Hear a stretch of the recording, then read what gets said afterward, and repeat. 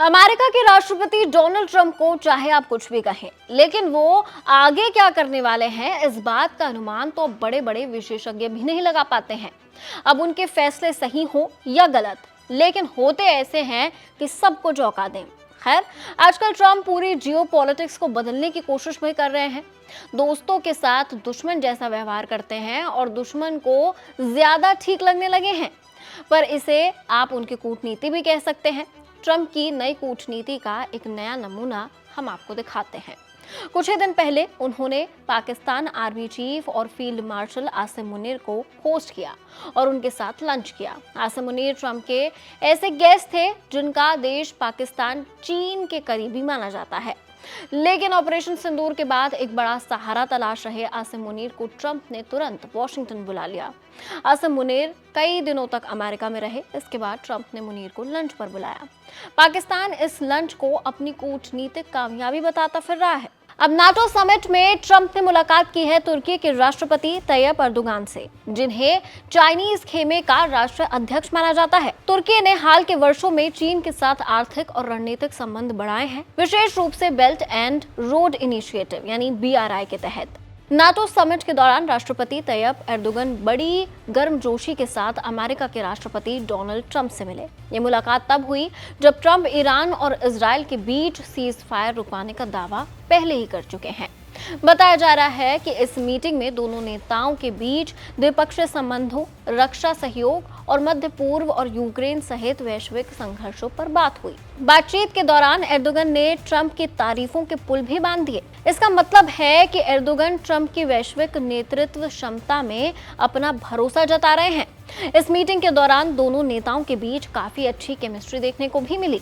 अगर आप मीडिया में आई इन तस्वीरों को देखेंगे और बॉडी लैंग्वेज समझने की कोशिश करेंगे तो आप देख सकते हैं कैसे फोटो सेशन के दौरान ट्रंप और एर्दोगन काफी करीब आकर बात कर रहे थे। ये तस्वीर अपने आप में मैसेज देने के लिए काफी है। इसमें एक और महत्वपूर्ण बात है जिस पर ध्यान दिया जाना चाहिए। अमेरिकी राष्ट्रपति ट्रंप रूस से मिल रही चुनौती को देखते हुए नाटो के रक्षा खर्च में 5% बढ़ोतरी की मांग कर रहे हैं और तुर्की इस मुहिम का समर्थन कर रहा है। तुर्की का ये सपोर्ट ट्रंप के लिए काफी काम का साबित हो सकता है। अब आप सोच रहे होंगे कि ट्रंप तो आए दिन किसी न किसी से मिलता रहता है, तो इस मुलाकात में इतना अहम क्या है? ऐसे थोड़े बहुत सपोर्ट तो हर देश एक दूसरे को दिखाता ही रहता है, लेकिन तुर्की के राष्ट्रपति से उनकी मुलाकात खास मानी जा रही है क्योंकि उन्हें चीन के खेमे का नेता माना जाता है। तुर्की के राष्ट्रपति ने चीन, रूस और ईरान के साथ पिछले कुछ सालों में मजबूत संबंध बनाए हैं, लेकिन अब उनका सुर बदला बदला सा दिखता है। एर्दोगन नाटो विस्तार पर नरमी दिखा रहे हैं, स्वीडन की सदस्यता पर हामी भर रहे हैं।